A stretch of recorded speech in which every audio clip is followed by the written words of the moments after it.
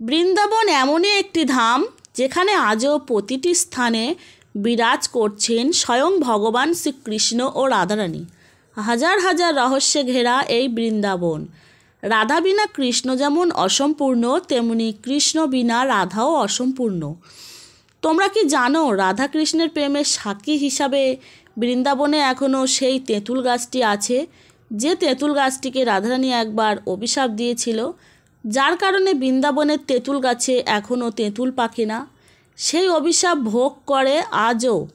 কী সেই অভিশাপ এবং কেন রাধারানী তেঁতুল গাছকে অভিশাপ দিয়েছিল, তা আজ জানাবো সবেই ভিডিওতে।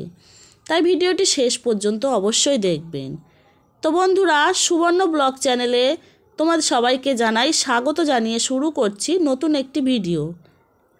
তো চলো বন্ধুরা, ভিডিওটি শুরু করা যাক। রাধারানী তার গোপীদের সাথে শৃঙ্গার করে শ্রীকৃষ্ণের সাথে রাসে অংশগ্রহণ করতে যেতেন। রাস রাধারানীর এত প্রিয় ছিল যে সে রাসে যাওয়ার সময় শ্রীকৃষ্ণের কথা এতটাই ভাবত যে অন্য কোনো দিকে তার খেয়ালই থাকতো না। এমনই একদিন রাধারানী শৃঙ্গার করে রাস উৎসবে যাচ্ছিলেন।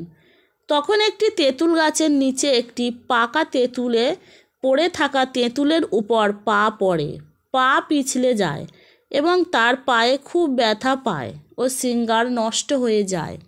কিন্তু তবুও রাধারানী রাসে যেতে থাকে, কারণ রাস রাধারানীর জীবন ছিল। এবং পরে শৃঙ্গার নষ্ট হয়ে যাওয়ার কারণে এবং পায়ে চোট লাগার কারণে রাসে যেতে পারে না রাধারানী। এবং পুনরায় শৃঙ্গার করে রাসে যেতে রাধারানীর অনেক দেরি হয়ে যাবে, তাই ভেবে খুব কষ্টে ও ক্রোধিত হয়ে যায়।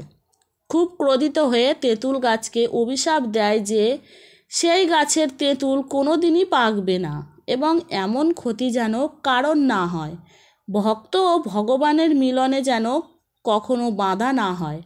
তাই সেদিন থেকে 84 ক্রোশ ব্রজমঙ্গলে কোথাও কোনো তেঁতুল গাছে তেঁতুল পাকে না।